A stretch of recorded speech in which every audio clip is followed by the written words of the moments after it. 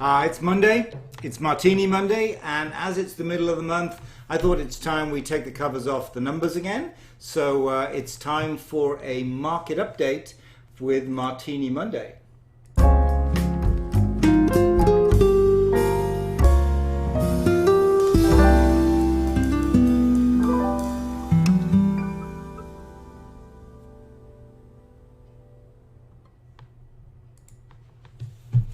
Hi everybody, Marcus Collins of the MA Properties Online team with Martini Monday. So this week it's Negroni. I thought I'd take a longer drink. It's been a little bit hot today, so I thought time for a longer drink. So cheers, and let's talk about the market. Really good. Okay, so market update. Here we go then. Let's get with the numbers. So you've seen this before. But what I thought I would do is update it with the half-year numbers for June. If you remember back to what we've been saying for a couple of months now, we were anticipating that June would bring some more listings on the market. Well, it has, but not quite in the numbers that we need, to be fair, than we expect and we need. We're running about on track to get the same numbers as we got in 2019, which is a little bit of a challenge. We're looking for a lot more homes to come on the market. So fingers crossed we'll see the rest of June bring a few more homes so we can actually see what's going on with, get back to where we were before. I saw the other day another agent, actually Leading Edge, came up with a rather interesting view of this, which I thought I would show you, which is the cumulative numbers. Blue line is 2019, the orange line is 2020. These are cumulative listings by week. So week run along the bottom, and then cumulative listings are running up the side. And you can see very clearly the point at which Corona kicked in, if you will. COVID-19 kicked in and actually began to upset the housing market. That's that point here, there, and what's happened there, as you can see, is the number of listings has been much smaller than we would expect given the time of year and given the season. We've flattened a little bit this week. What we want to see is that number rise and sort of get back on track with where we were in 2019. Doesn't look like it's doing that. It's a relatively slow progress as we get up to that number.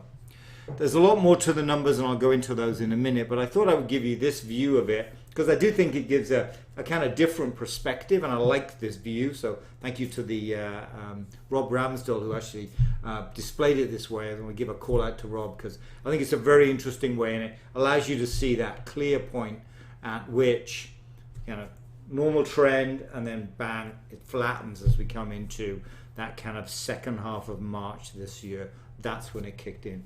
Probably not much use in 2020. Hopefully we won't have this in 2020. But I thought it actually showed very clearly when that effect happened.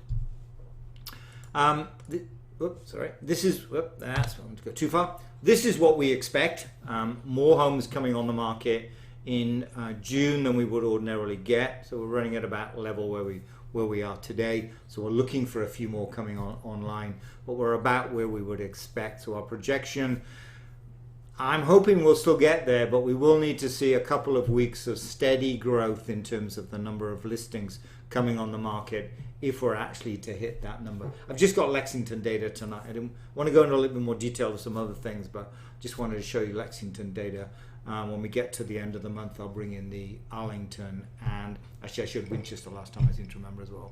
So I'll bring certainly the Arlington, perhaps even the Winchester data in to this. But that's where we're aiming for the projections. So one of the questions I often get is, so that's great, Marcus, thank you very much for that, but what about prices? What I really care about is prices.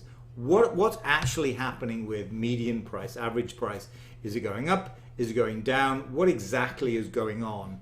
And can you give us a sense of whether prices are rising or prices are falling? I'm not sure we have enough data to actually say with any degree of certainty that prices are rising. And I think it's a lot more nuanced than just a median price increase. There's more to it, and that's kind of got me thinking about this a little bit more than, okay, just give me the median of the sales price, in 2019 year to date and then 2020 year to date. That'll tell me whether we've seen a median price increase. And I'm not sure that's accurate. And I'm going to try and show you with some data why I think that's the case. Before I do that, though, I had a rather interesting statistic, national statistic, but I thought it was interesting to kind of apply it to where we are. And I'm going to do this across a number of towns, not just Lexington, which is what we have today. And that's to get a measure of buyer confidence. How do you measure buyer confidence? Because if you can measure buyer confidence, and buyer confidence is increasing, there's a high likelihood that median sale price will increase. Now, traditionally, and if you've listened to us before, we always look at the sale price to list price ratio. That's a great metric, because if a house comes on the market at 600,000 and sells for 700,000, then clearly competition kicked in. Buyers are out. There's more than one buyer bid on that home, probably many more than one buyer bid on that home. And so, that's a great measure of buyer confidence. But if you don't have that many sales, then it's hard to get a feel for that median to that sale price to list price ratio.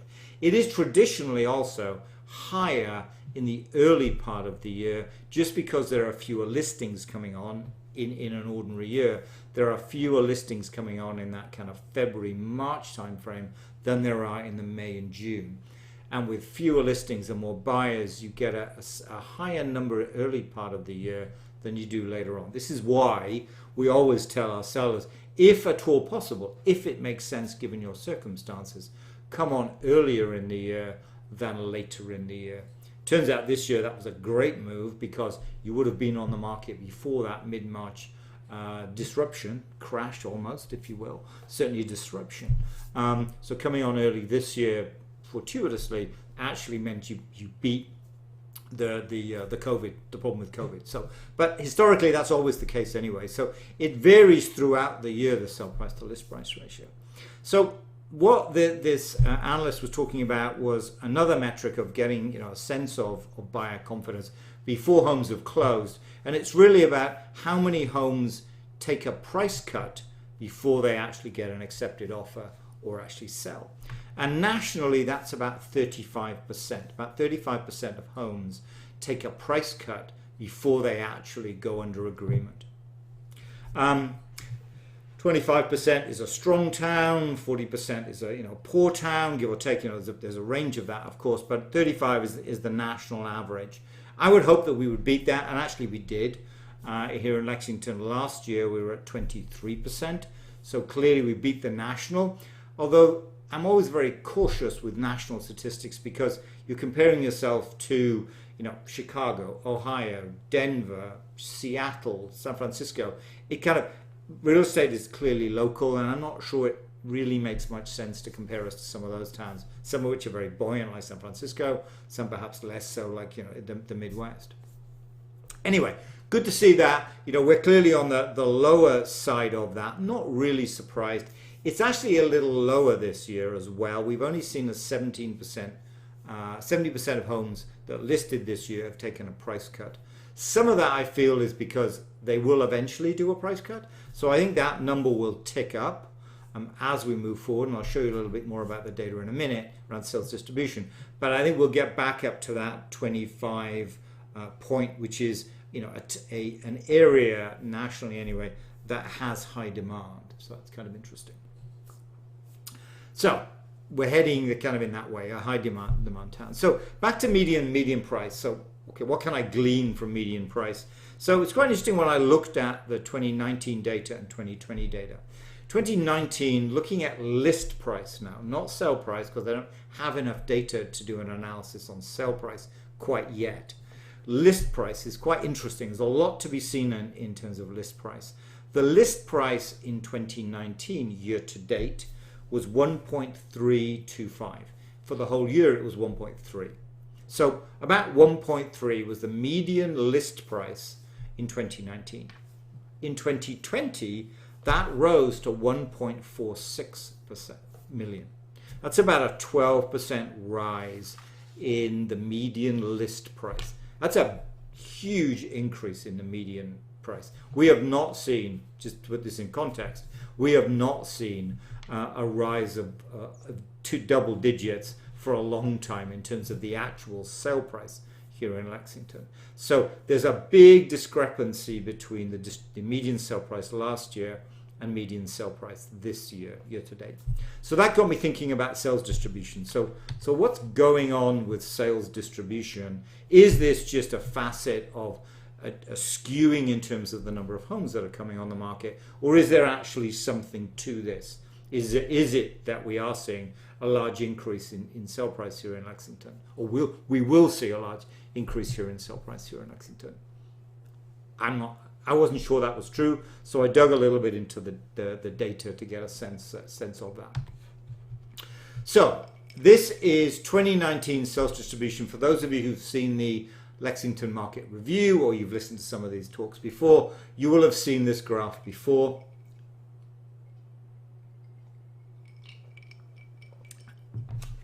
We have a relatively slow number in comparison to other towns anyway. Below $1 million, not that many homes lists and or sell below $1 million. The biggest, it's a wider bracket in terms of price, but it's still the 1 to 1.5 is traditionally the highest one where we see the most sales, followed by the 1.5 to 2, unsurprisingly, and then it drops off quite dramatically, really, as we get into the 2 to 2.5, and then finally the above 2.5 million sales. So that's 2019 sales distribution.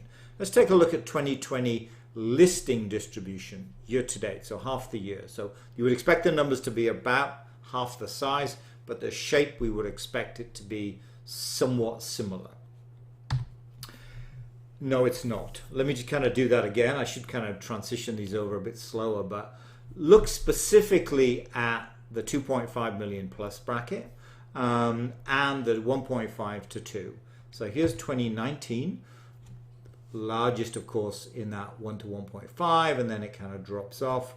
Here we go, 2020. Yes, we've got about 50% as we would expect in the 1 to 1.5, but we've got almost as many, almost parity in the 1.5 to $2 million in 2020, whereas in 2019 it was dramatically almost half the size. So, and the same is true of that 2.5. We had about 8 sales, about 2.5 million in 2019.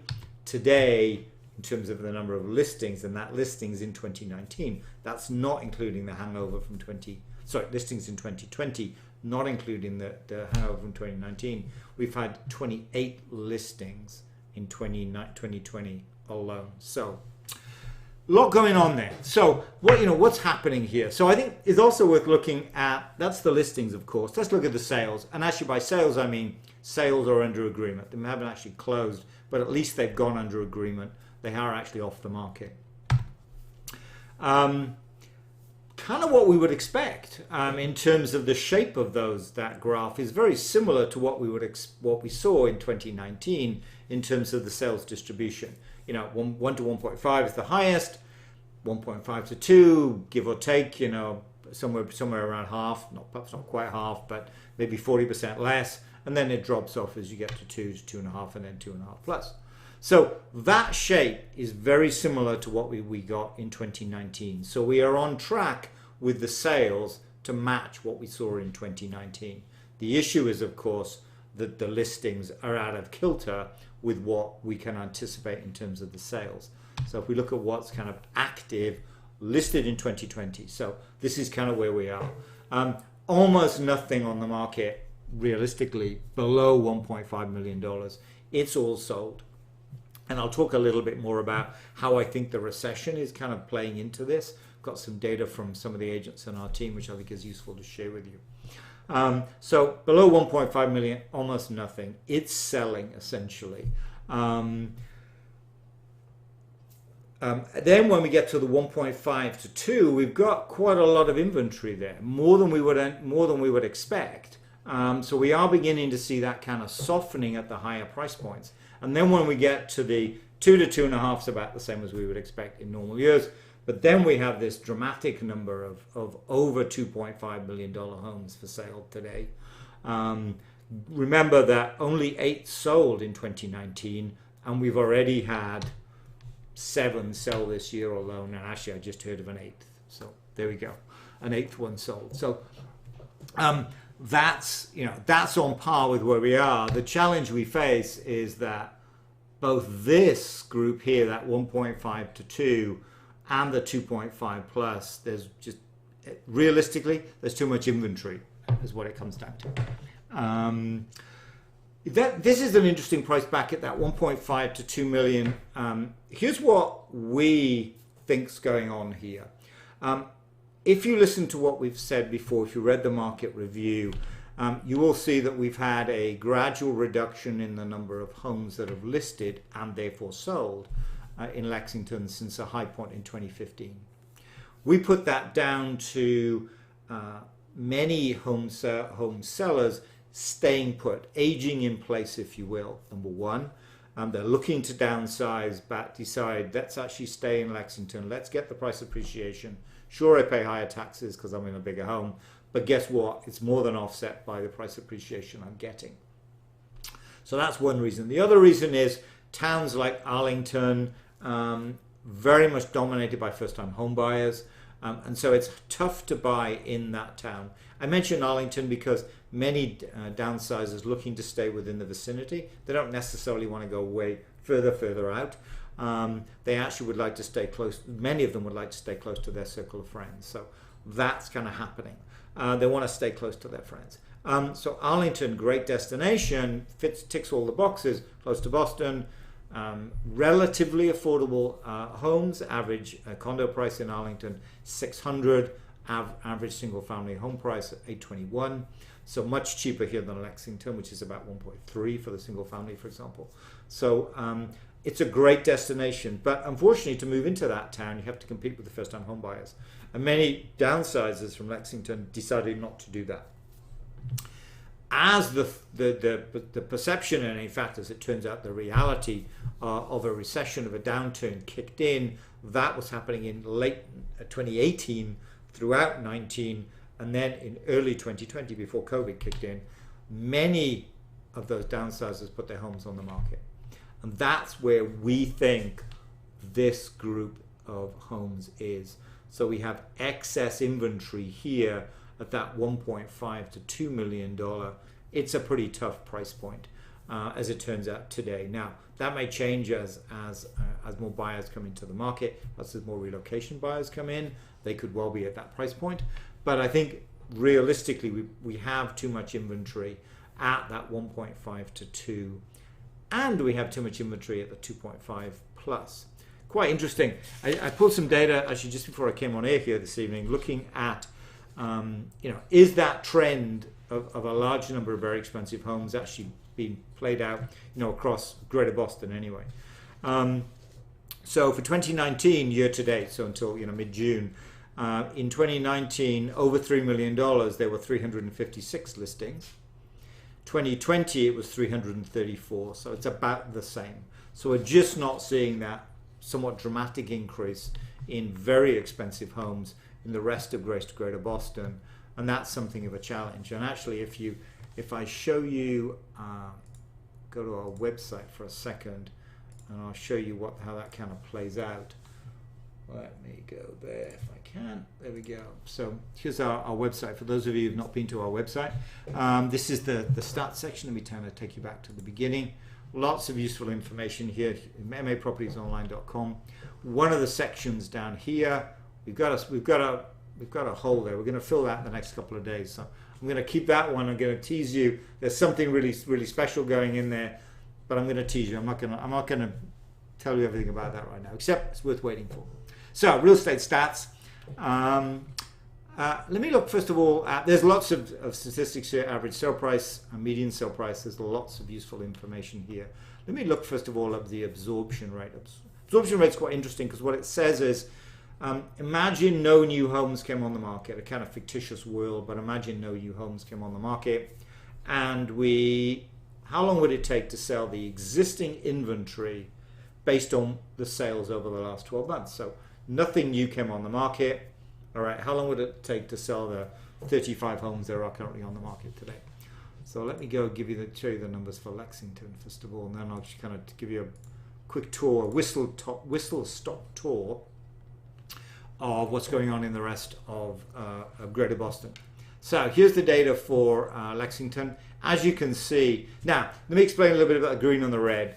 So we talk about a buyer's market, we talk about a seller's market, and we talk about a balanced market. Green is very much the buyer's market. That is where the months of inventory is relatively low. Sorry, let me get this right. It's a seller's market, excuse me.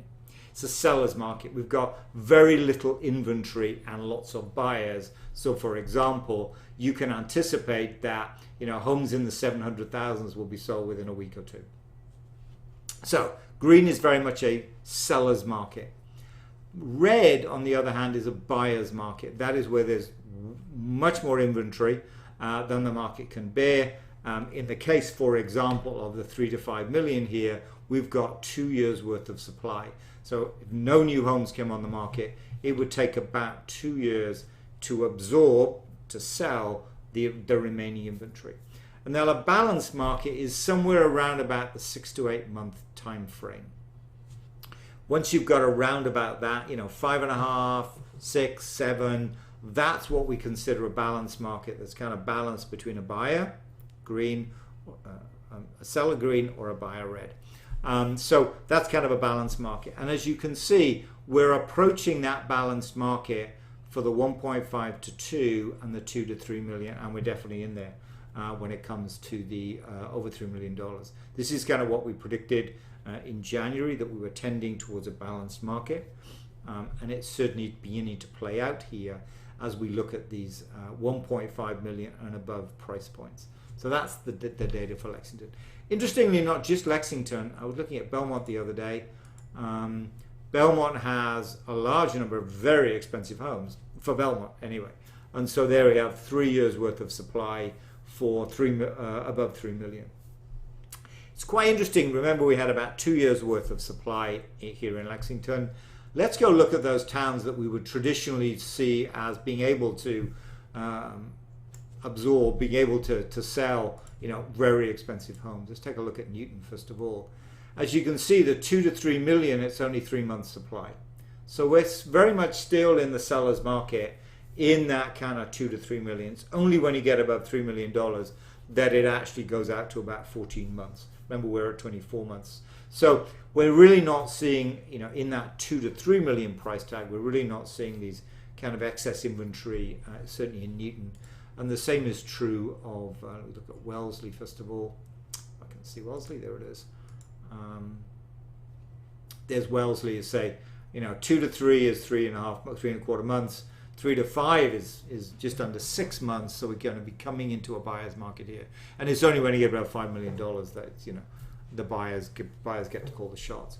But, you know, so even in those higher price points. So Lexington, I do think, I'll go back to this graph here. I do think Lexington is a little bit oversupplied here in those very high price points. So give you a sense that, you know, say anything below 1.5 million, that's kind of doing rather well. No real surprise there. I mean, if you think about the recession that we're definitely in it, and you think about it, you know, in a broad sense, you can kind of group buyers into a number of different categories. The recession has been disproportionately hit the service industry, and to some extent the service industry is poorly paid, and many of those buyers, potential buyers if you will, are not actually in the housing market. So it's fair to say that the recession has disproportionately, certainly here in Massachusetts anyway, disproportionately affected those people who are essentially renting today. Once you get into the bottom rung, if you like, of first-time home buyers, affordable homes, thinking around, you know, 300, 400, 500,000, there is huge demand. So for that entry level, very affordable homes, one of the agents on our team put an offer in on a home in Peabody, priced at I think 350,000. There were 11 offers on that home. So there we see, you know, writ large, the chronic shortage of affordable homes here in Massachusetts, really, or certainly in Greater Boston anyway, kind of writ large, with a home at that 350 getting those 11 offers. And we see it here too, of course. As we get into the 5, 6, 7, 8s, as we look at Arlington, those towns where you've got home prices in that category, those too, the amount of inventory is very, very low. It's only when you get up to the higher price points, which I think is being upset a little bit by the fact that we've got just too much inventory because of this situation of declining sales previously. That's bringing too much inventory in. So I don't think the downturn, for what it is here in Massachusetts, is necessarily impacting the housing market as badly as perhaps it is in other towns. I heard a story the other day that a brokerage in Florida, when they were in lockdown, they sent all of their agents on foreclosure training. So that kind of speaks to Florida. That's not Massachusetts. So I do think the recession is not having that great an impact on the housing market. Where it is having an impact is it's reducing, back to that graph I showed at the beginning. It is meaning that not as many homes are coming on the market, and therefore demand is much higher. And those homes are selling, above asking price in many cases. It's only when you get to those higher price points, 1, 2, 1.5 and above, where certainly here in Lexington we just have too much supply. So I don't think that recession is having that big an impact on us, which is good. Time will tell whether it does over time. But for those buyers out there who are looking in those lower price points, anything from the affordable, homes, around that 3 to 4 to 500,000, lots of competition, and that competition is continuing just because of a lack of supply, all the way up to probably 1.5 million, and then we do begin to see some softening. But I think Lexington is a little bit of an anomaly there, in that we have this excess of 1.5 and above homes on the market right now. So that was all I had to talk about. I guess I rambled a little bit there, but sorry about that. But hopefully that was useful. Lots of, we try to keep it, lots of useful information here. Hopefully you found it beneficial. If you have any questions about anything, you want to go deep detail, you want to go big picture, we can do both of those. So please reach out to us if you have any questions around any of those kind of details. We will be doing our seminar again, if you missed it, a couple of weeks ago, on the 8th, I think it was. We will be doing another one in early July. We'll have a lot more information there. We'll have a lot more insight in terms of what's going on. I promise not to do the numbers next week on Martini Monday. We'll do something different. Maybe I think I might look at marketing, see what's happening in the marketing world, how that's changed because of where we are, and whether we think that will continue moving forward. So we'll get some visuals up next week, less about the numbers and more about some marketing, which might be a kind of fun topic to cover. So with that, I'll say good night and cheers. I'll continue with my Negroni. And until next week, bye for now. Bye.